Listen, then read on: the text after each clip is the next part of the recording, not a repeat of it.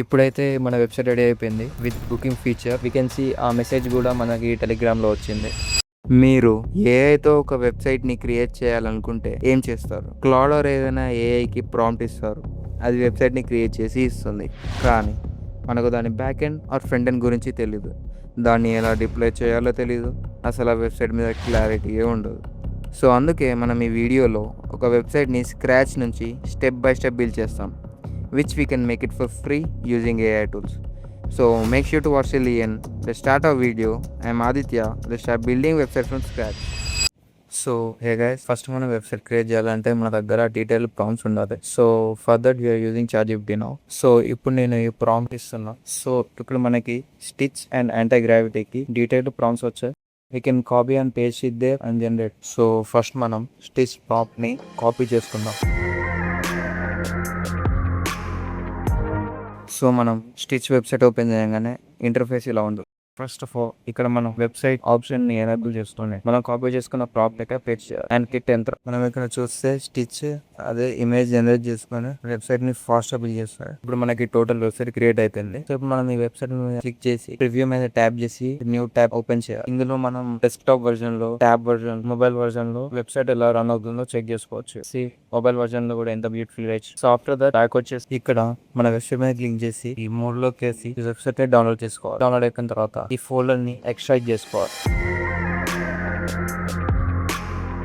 So next మనం anti gravity ఐడిని download చేసుకోవాలి. దానికోసం మనం ఇక్కడ వచ్చి యాంటీ గ్రావిటీ ఐడికి అని సర్చ్ చేస్తే ఫస్ట్ వెబ్సైట్ ఓపెన్ చేసుకుని నుంచి విండోస్ వర్షన్ అయితే విండోస్ వర్షన్, మ్యాక్ ఓఎస్ అయితే మ్యాక్ ఓఎస్ డౌన్లోడ్ చేసుకోవాలి. So anti gravity ID interface ఇలా ఉంటుంది. సో ఇక్కడ మనం ఓపెన్ ఫోల్డర్ దాన్ని ట్యాప్ చేసి మనం ఇప్పటిదాకా ఎక్స్ట్రాక్ట్ చేసిన ఫోల్డర్ ని సెలెక్ట్ చేసుకోవాలి. సో ఓపెన్ చేసుకున్న తర్వాత ఎస్ఐట్ ఆఫ్ ది ఆథర్స్ ని క్లిక్ చేయాలి. సో మన HTML, design.md అండ్ screen.png అన్ని ఫైల్స్ వచ్చేస్తాయి. సో ఇప్పుడు మనం ChatGPT ఓపెన్ చేసి యాంటీ గ్రావిటీ ప్రాంప్ట్ ని కాపీ చేసుకోవాలి. యాంటీ గ్రావిటీలో ఇక్కడ మనం ప్రాంప్ట్స్ ఇవ్వచ్చు. ఇక్కడ ఈ ప్రాంప్ట్ ని ఫేస్ చేసి హిట్ ఎంటర్. మనకి ఇలా పర్మిషన్ అడిగినప్పుడు సబ్మిట్ మీద ట్యాప్ చేయాలి. ఇక్కడ యాక్సెప్ట్ ఆల్ మీద క్లిక్ చేయాలి. ప్రాసెస్ మొత్తం కంప్లీట్ అయిపోయింది అండ్ మన టెలిగ్రామ్ ఛానల్ కి మెసేజ్ ఇలా వస్తుంది. సో ఇప్పుడు మన వెబ్సైట్ రెడీ అయిపోయింది. జస్ట్ మనం టెలిగ్రామ్ బాట్ API అండ్ వాటి ఐడిని పే చేస్తే సరిపోతుంది. మనం ఇక్కడ చూస్తే మనం .env లోకల్ అని ఫోల్డర్ లోకి వెళ్తే ఇక్కడ Telegram bot token and Telegram chat ID అని ఉంటుంది. సో ఈ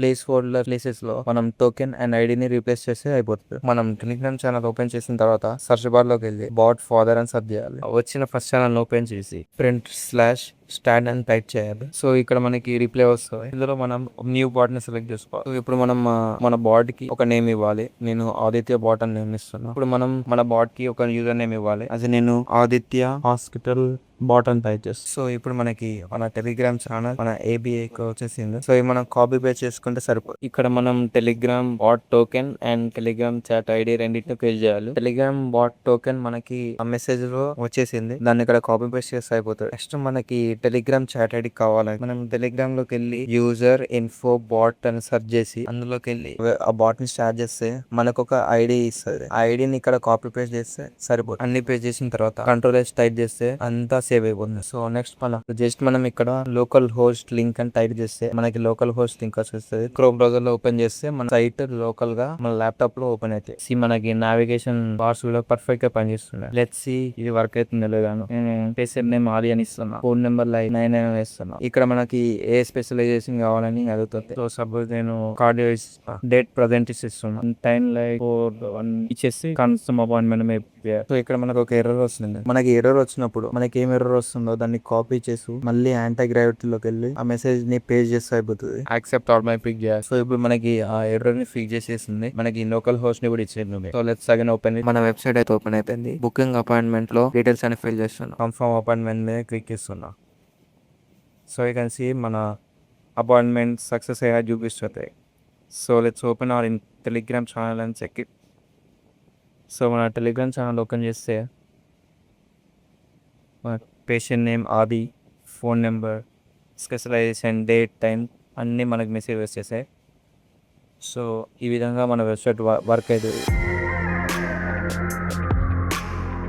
సో మన వెబ్సైట్ అయితే రెడీ అయిపోయింది. నెక్స్ట్ మనం దీన్ని గిట్ హబ్ లోకి పోస్ట్ చేసి నెక్స్ట్ మనం వర్సల్లో డిప్లాయ్ చేస్తే మన వెబ్సైట్ సక్సెస్ఫుల్ గా డిప్లాయ్ అయిపోతుంది. సో మనం మన వెబ్సైట్ ని గిట్ హబ్ లోకి పుష్ చేయడానికి ఫస్ట్ గిట్ హబ్ వెబ్సైట్ లోకి వెళ్ళాలి. వెళ్ళిన తర్వాత అందులో లాగిన్ అవ్వాలి. So I was continuing with Google. Open అయిపోయిన తర్వాత ఇక్కడ న్యూ అని ఉంటది. ఆ న్యూ సెలెక్ట్ చేసుకొని రిపోజిటరీ నేమ్ సపోజ్ నా website name next create repository మీద క్లిక్ చేస్తున్నా. మన రిపోజిటరీ అయితే క్రియేట్ అయిపోయింది. మనం ఈ లింక్ ని కాపీ చేసి మళ్ళీ మన యాటగ్రైటీ ఓపెన్ చేసి ఇక్కడ పే చేసి push this website to the above GitHub repo అని ఎంటర్ చేయాలి. మన కోడ్ మొత్తం మన గిట్హబ్ రిపో లోకి పుష్ అయిపోయి. సో ఒకసారి చెక్ చేద్దాం. సో మన గిట్హబ్ రిపో ఓపెన్ చేసి రీలోడ్ చేస్తే వీ కెన్ సీ మన ఫైల్స్ అన్ని ఇందులోకి పుష్ అయిపోయినాయి. సో నెక్స్ట్ మనం ఇక్కడ ఈ కోడ్ పైన క్లిక్ చేసి ఈ లింక్ ని కాపీ చేసి వర్సల్ అనే ప్లాట్ఫామ్ లో డిప్లాయ్ చేయాలి.